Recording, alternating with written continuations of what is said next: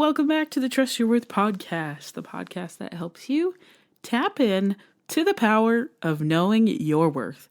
My name is Brittany, and thank you for being here today.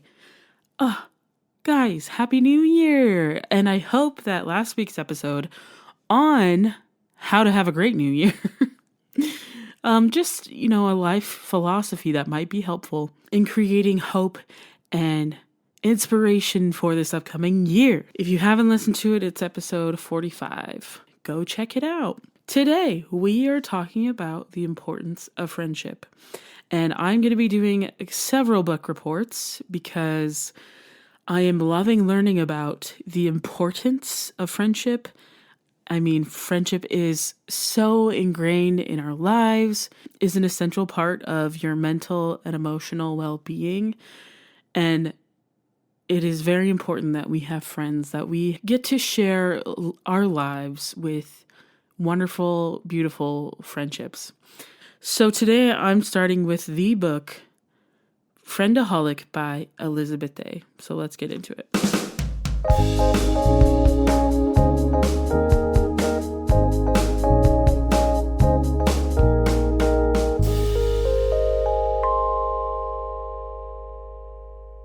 Okay, so Elizabeth Day is a British author. It was actually really hard to get this book because I'm pretty sure it's only available in the UK, and for some reason they had it in Spanish, but I don't speak or read Spanish. So it did take a while to get shipped to me, but I am so happy that I got it. So the book is titled Friendaholic: Confessions of a Friendship Addict. Elizabeth Day is the author of 5 novels, and she has an award-winning podcast, How to Fail, with Elizabeth Day, and as well is the co-host of Best Friend Therapy, another podcast. So I definitely haven't checked those out yet, but I want to after reading her book. This book starts in the pandemic back in 2020 when all of her friendships that were integral to her life suddenly had to be stopped. She couldn't fill her cup anymore with the friends. And she calls it a friendaholic because she was addicted to making friends, because she believed the almost societal norm that the more friends you have means that you are more worthy, that if everyone likes you, then it must be true that you're a likable person. But she found that she was spreading herself too thin, trying to be a friend to everyone. It's kind of like, in The Incredibles, when everyone's super, then no one is. It's kind of a similar concept. When everyone's your friend, then is anyone really your friend? But I love how she introduces the book because, of course, she goes into the science, and the science is awesome. As in, there are these studies done. So in a 2017 report published by the counseling service Relate, found that 13% of people have no friends at all. A lack of social interaction can be just as bad for your health as smoking 15 cigarettes a day. And it can be twice as harmful to your life expectancy as obesity. But if having no friends decreases the quality and length of your life, having too many friends also has a negative impact. Researchers studying adolescent friendships have found that those with either too large or too small a social network both have higher levels of depressive symptoms. Isn't that crazy? So if you have too many friends or no friends, it leads to depression. Scientifically proven here. So what is the antidote to this? So she goes on to say, quote, depression is minimized when individuals have 4 to 5 close relationships and engage in social activities on a weekly basis. Any more than this, the benefits decline, disappear altogether, or become actively disadvantageous. This downward spiral is especially marked in those who have 7 or more close relationships. The demands of maintaining those friendships were linked to an upswing in depressive symptoms. Whoa. So the ideal number of close relationships, so let's include your romantic partner as one of those if you are in a romantic relationship. But the ideal number is going to be 4 to 5 really close friends. Those I'm going to call them your significant others, because I have significant others in my life that I need to be the best me, that are my true friends, that I emotionally can rely on, that I can talk to about my feelings, that I can talk to about my problems and help me work through them, that I feel safe. And I think the biggest thing in those close relationships that you want is that you are actually yourself in those relationships. They see your flaws and they still love you. That you are yourself and you make mistakes, and sometimes you fight and you bicker, but you are in this significant other relationship that helps you both to move forward in life, that helps you share life. Another concept she talks about later in the book is just like the concept, if a tree falls in the woods, like, and no one's there to hear it or see it, did it actually even happen? So almost having witnesses to your life to give your life meaning, because as social creatures, we thrive together. We're meant to be with people. We need people to survive. That's literally what the study said before this. What, like, is bad for your health as smoking 15 cigarettes? I've never smoked a cigarette a day in my life, but I have had what felt like no friends, no true friends. And that was devastating. I lived in a state of depression, as I've talked about before, and I can see the correlations to having really supportive, good friends and just believing that if everyone liked me, I think I too was a friendaholic, that I had this persona of like super outgoing and a friend to everyone because I wanted to be liked. I wanted people to know that I was a good person, that I was kind. That was more important to me than actually having a friendship be reciprocal. And I can tell that it added to my symptoms of depression when I was living like that. And I love how she talks about that if someone has an overabundance of friends, their ability to reciprocate in any meaningful or reliable way will be severely diminished.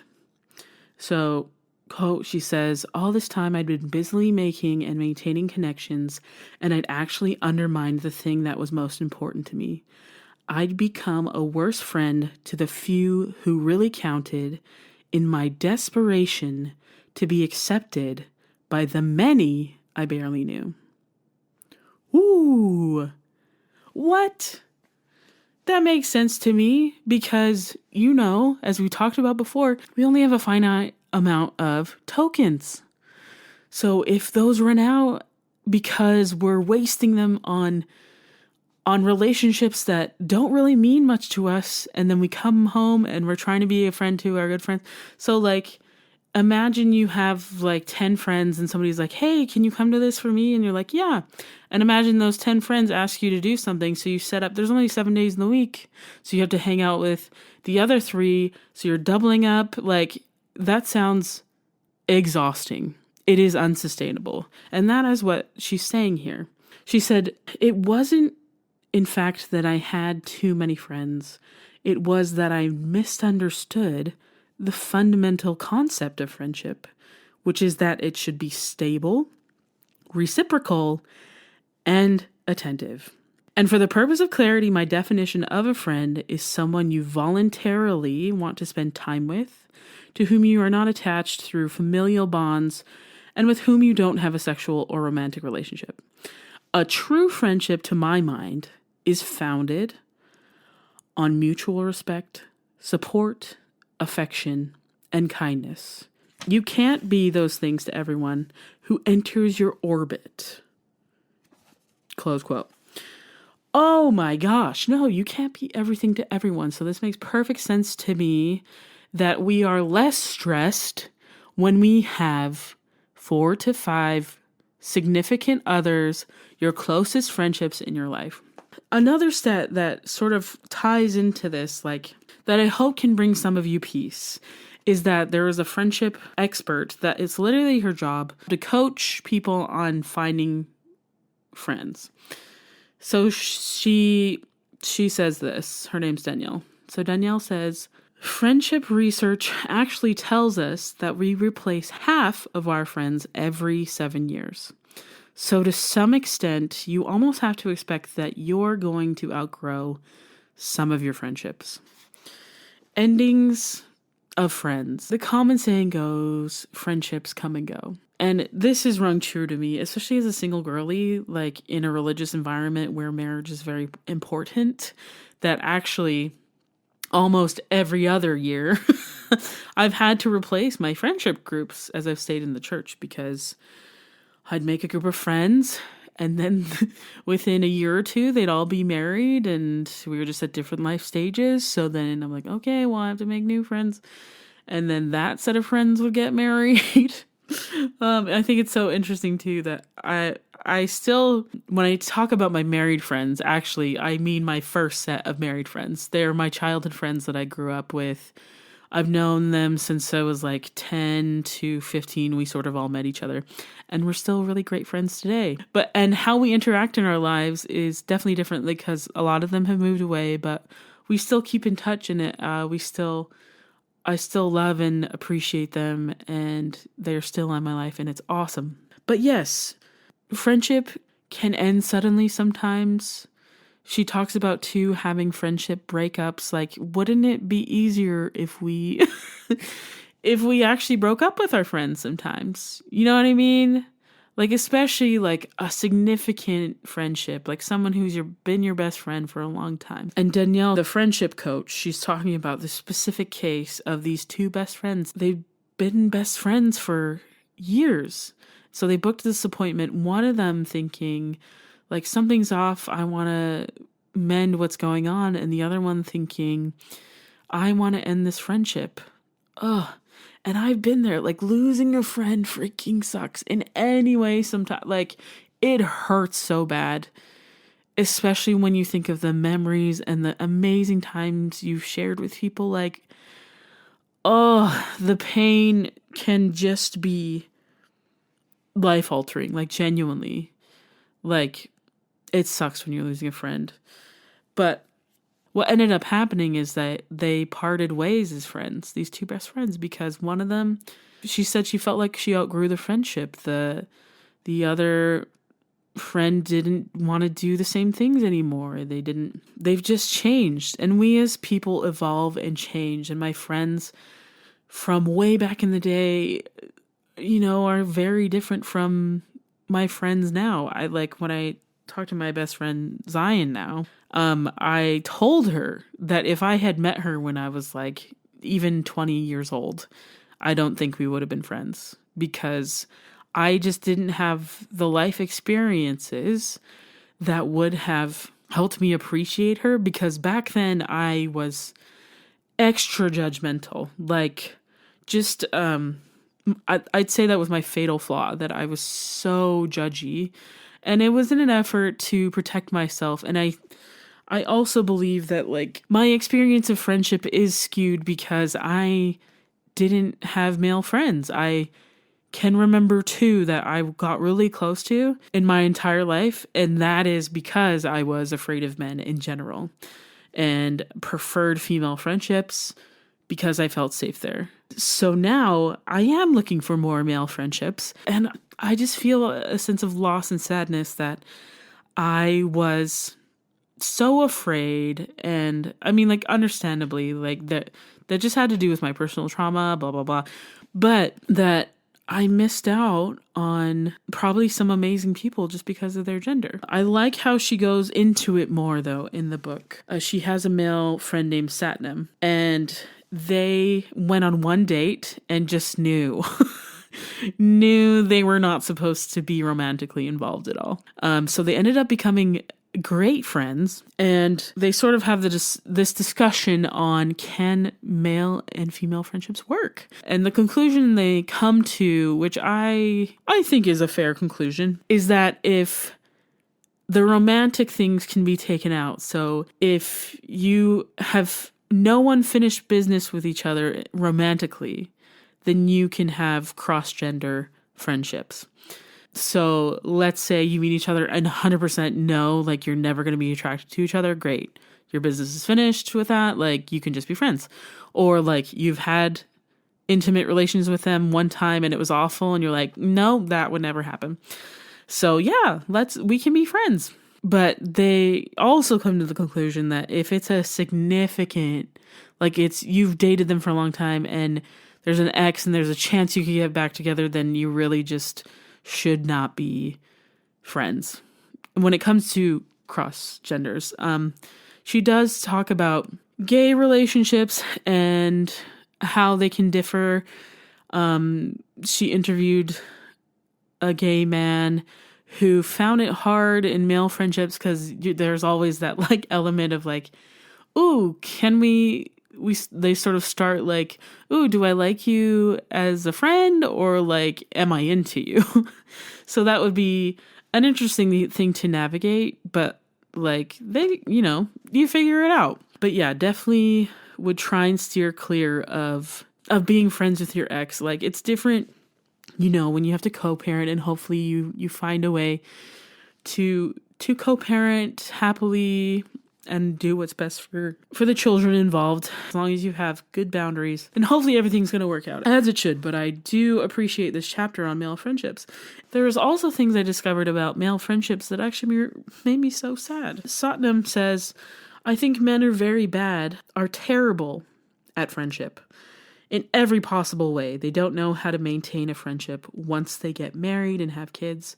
Friendship is a thing they give up on, along with music. It's also one of the most common regrets on your deathbed, that you didn't maintain your friendships, and men give up on them, and I know they regret it, and it's awful. Elizabeth go on to say that men are kind of crap at friendships because it just seems harder for them to maintain social networks. So she says, because I suspect men are just as likely as women to crave platonic emotional intimacy, but perhaps they feel unable to say so in a culture that expects them not to express it. So it's something I never thought about. That's so true. Like back in my first year of college, and again, I was judgy. I was literally 17 years old when I got to college.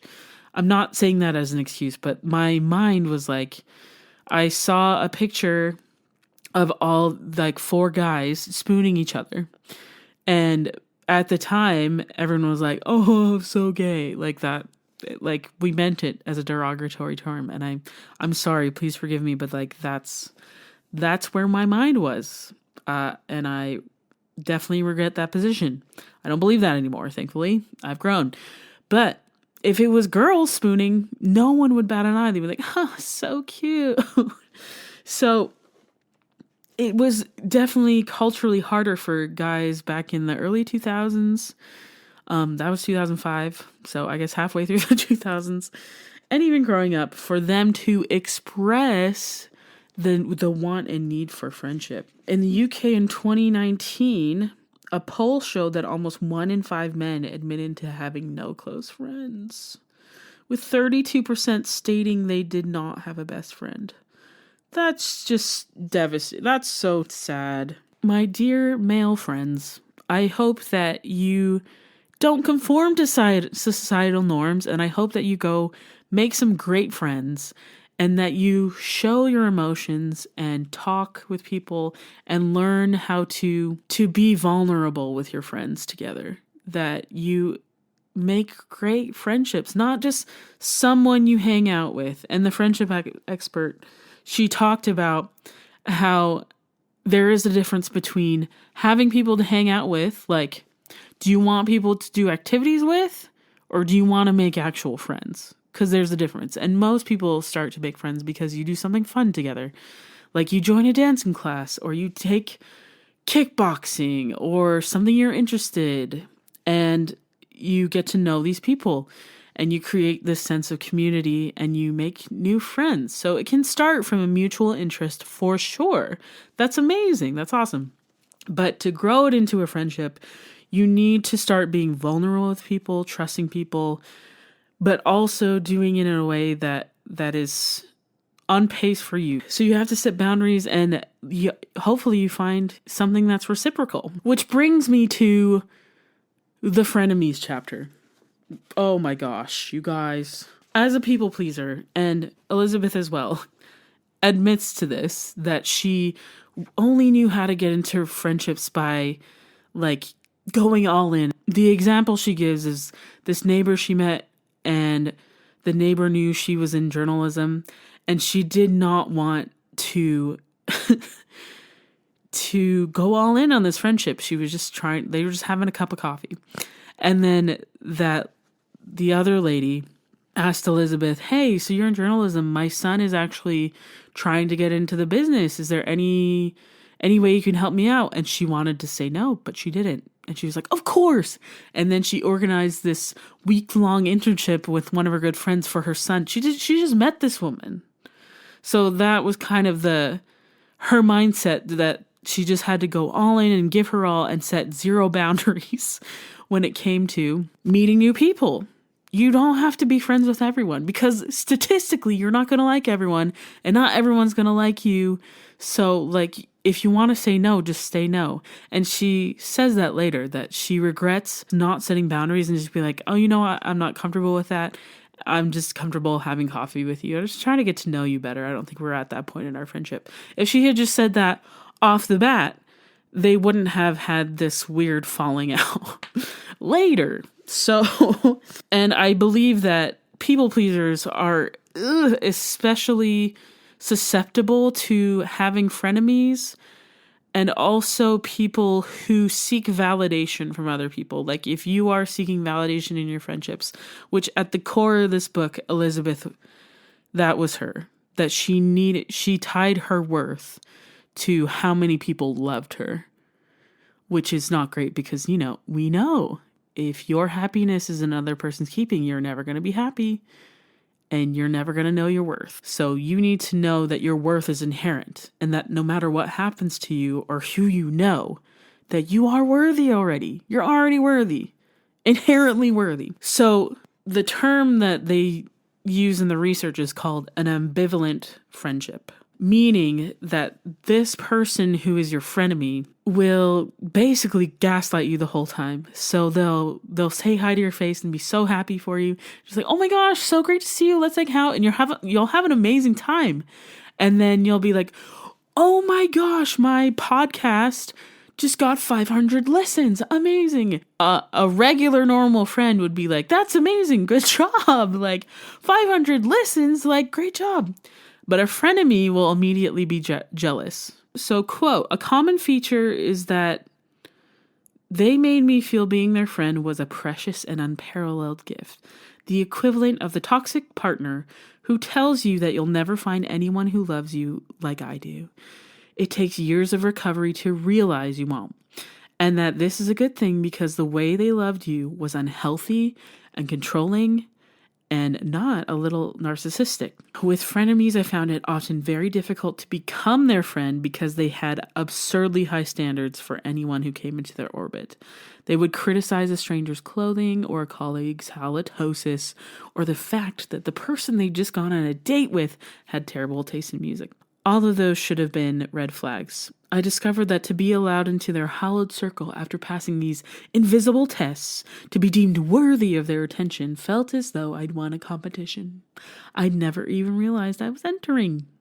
So there's this sense of competition, this sense of unpredictability, that they genuinely make you feel uneasy, because when you see them, are they going to be nice to me today, or are they going to just be so passive aggressive to me?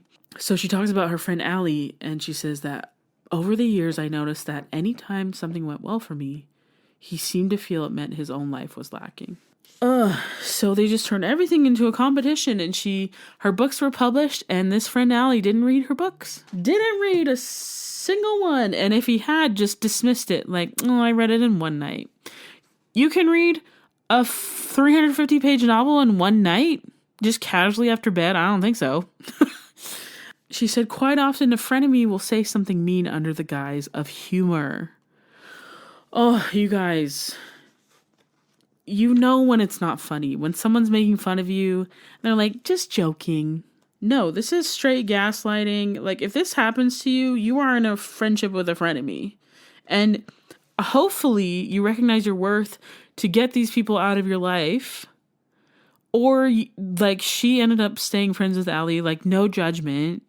But the way she had to rephrase how she thought about this friendship was like she was literally it was a charitable act for her to be friends with him, that she would just go and listen to him and his problems to help him and expect nothing in return. That's really nice of her, but I cannot do that.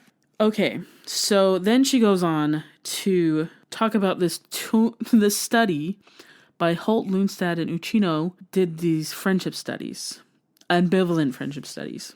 And basically in this study, your DNA would change if you were in a relationship with a frenemy. That it would cause shorter telomeres, and they were strong predictors of you getting diseases, including cardiovascular disease, cancer, and infectious diseases. So literally these people will make you sick. And then at the end of it, she summarizes it with, frenemies are bad for your health. Not just that, but they are actively worse for you than hanging out repeatedly with someone you hate.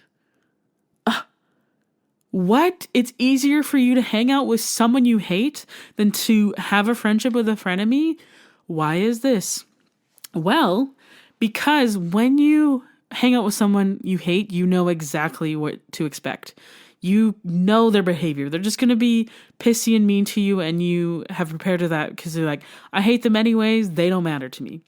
But because frenemies are so unpredictable that you're just in this state of fight or flight, they're causing in you because the unpredictable nature of their behavior, that they're worse for you, because you just go in there like, oh, which friend am I going to get today? The nice one or the crazy one? I don't know how to be, or like, oh, that was a little off. Like, are we still friends? I don't know. If you're constantly questioning if you're friends, then you're probably not great friends. So she says, a way to identify it: if on paper we've had a perfectly nice evening, but I'm left feeling inexplicably drained and a bit low, the chances are they fall into that category. So if someone is draining you, but like you're trying to justify the friendship, then this is probably an ambivalent friend and they're not great for you. They're actively worse. That's what she says. So maybe have a second rethink. Do you want to be a charitable person, or would you rather just not be friends with this person because it's making your life not great? So I hope that is helpful information, and that if you do have a frenemy, decide what you want. Decide what you want to do. Okay. There's so many good things in this book I just want to share. So if you have the chance, please go try and read it. I guess my UK listeners, you can definitely get this book. I'm going to end on the chapter about Charmaine. Because I think one of the most important things is clarity within a friendship.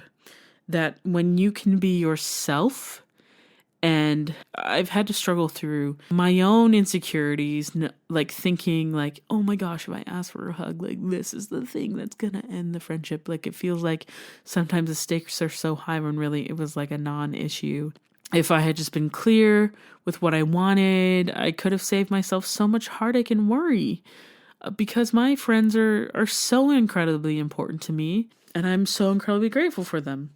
So Charmaine is looking for these qualities in a friend: that they be loyal, be a good person, be open, and communicate. Those are the basics of relationships, right? And so if someone can't do that, then they're not just right for my life.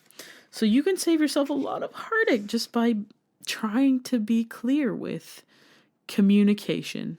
And then as Elizabeth is reflecting on her friendship with Charmaine, she describes this sort of concept she really discovers in the book, that she cannot be a friend to everyone.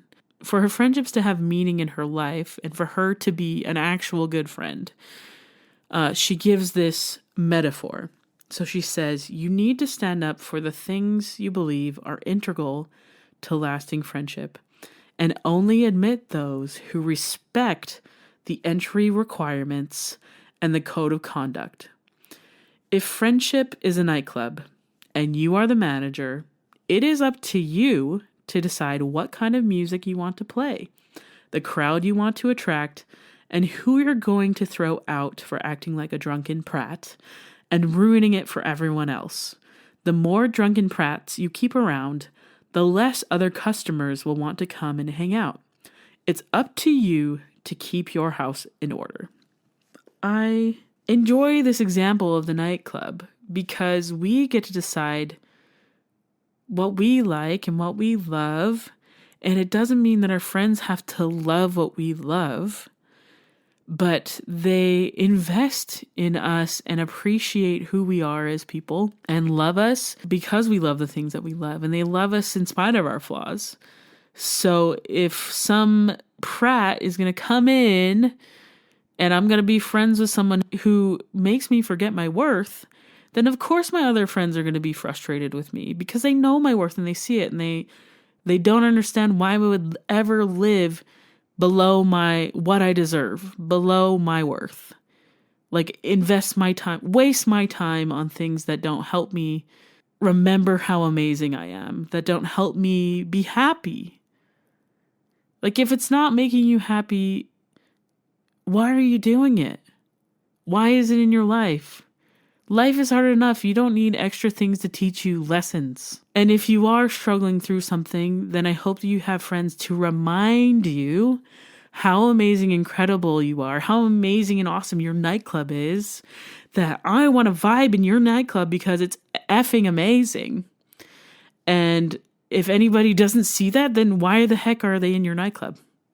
So I love this example and concept. In the end, Elizabeth learns that friendships are about the quality, not the quantity. I hope that this helps you maybe reflect on the friendships you have. It doesn't mean like, I'm going to clean house and get rid of all my friends. No, it just means reflect on the friends that you do have and recognize how awesome and fulfilling your life is because you have friends to enrich it. And if there are some things that you might need to change, like maybe it is time to say goodbye to certain friends. I'm not saying you have to, but if you feel like something is dampening your worth, nothing should ever do that. So if a person is doing that in your life, maybe it is time to cut them loose. But this book was a very fun read, very informative. And I hope that you did learn something awesome about friendships today that you can apply into your life. So your work this week is to have a friend date. Think about your friendships and maybe it's someone you haven't reconnected with and you just want to connect with them. So connect with them. Just say, hey, been missing you, been thinking about you. Let's hang out. Make it happen. Or just do something nice with your friend. Go for a walk with them. Just enjoy. I just want you to enjoy your friendships this week. Just really bask in the wonderful gift that friends can be. And don't forget to trust your worth. As always, you can find me at trustyourworth.com or on Instagram at trustyourworthpodcast. I'd love to hear from you. As I said, I'm going to be doing more stuff on Instagram, so please follow me there and share with your friends if it resonates with you. And yeah, thank you so much for listening. And I love you. Hope you have a great day. Okay, bye.